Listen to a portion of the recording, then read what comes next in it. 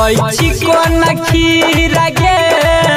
लागे रहो भीर गे सुनया फायर भगेलो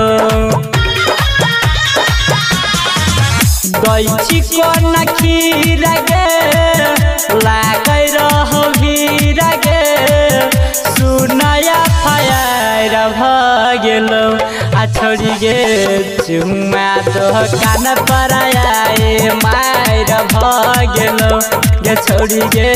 चुम्मा तो कान पर आए मायर भगेलो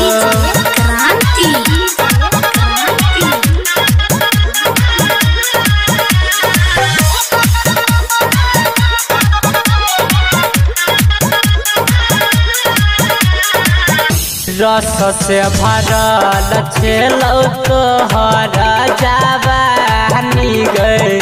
इहे देख के छौरा कर रहो छेरा खानी गए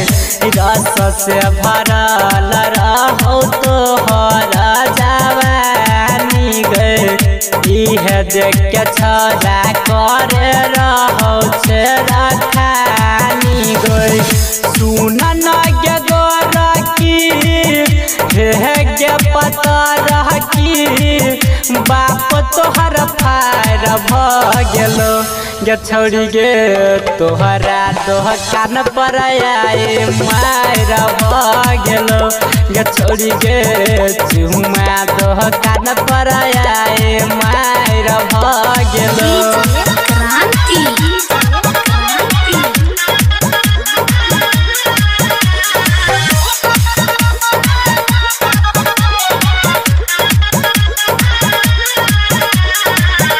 के करो तू दै छी फ्री में के करो उधार में एक नंबर भेल जाय छी छौरिया बाजार में के करो तू दै छी फ्री में के करो उधार में एक नंबर भेल जाय छी छौरिया बाजार में कहर तोरा समान में लागे दुगो यार भगेलो आ छोड़ी गे चुम्मा कान पर आए मायर भगेलो गे छोड़ी गे चुम्मा कान पर आए